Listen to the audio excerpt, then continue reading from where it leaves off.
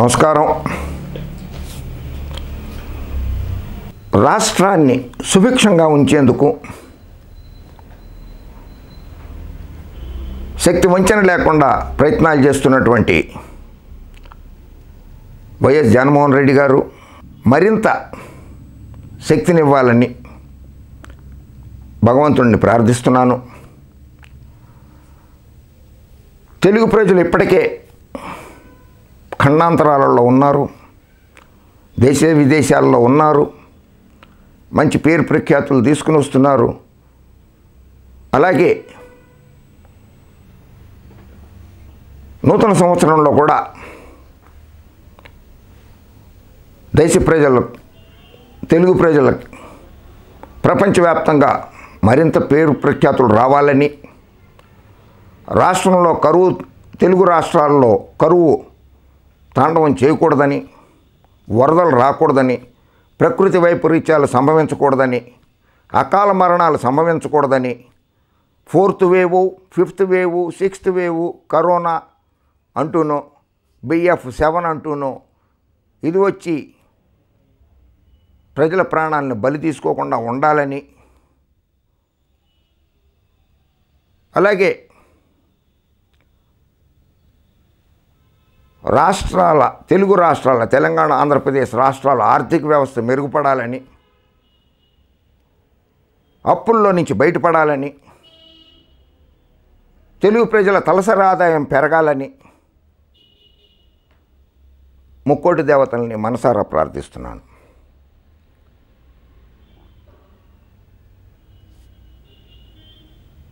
మరింత ప్రజలకు చేరువవుదామని మా యూట్యూబ్ ఛానళ్ళని మీరు ఆదరిస్తారని, మమ్మల్ని ఆశీర్వదిస్తారని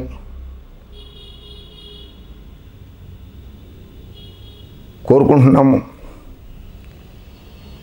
మాకు ఏ రాజకీయ పార్టీ మీద కక్ష లేదు, వ్యక్తిగతంగా ఏ రాజకీయ నాయకుడి మీద కక్షలు ఉండవు.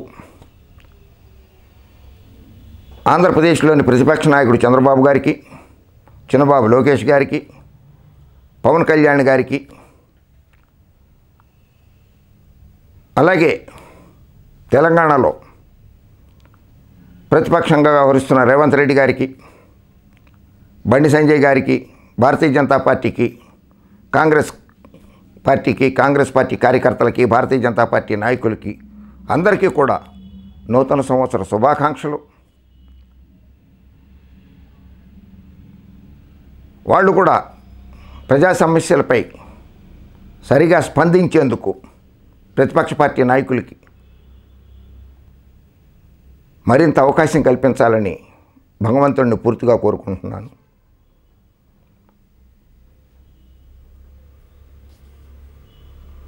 అలాగే విపత్తులు రాకుండా ఉండాలని, నూతన సంవత్సరంలో పంటలు బాగా పండాలని కోరుకుంటూ, సాగునీటికి, తాగునీటికి ఇబ్బంది ఉండకూడదని, తెలుగు రాష్ట్రాలలో ఇబ్బందే ఉండకూడదని, పెండింగ్లో ఉన్న ప్రాజెక్టులన్నీ పూర్తవ్వాలని, పూర్తయ్యేందుకు ఆర్థిక వనరులు సమకూరేలా చేయాలని భగవంతుడిని ప్రార్థిస్తున్నాను. Tipparaju Ramesh Babu, senior journalist, Hyderabad. జై హింద్.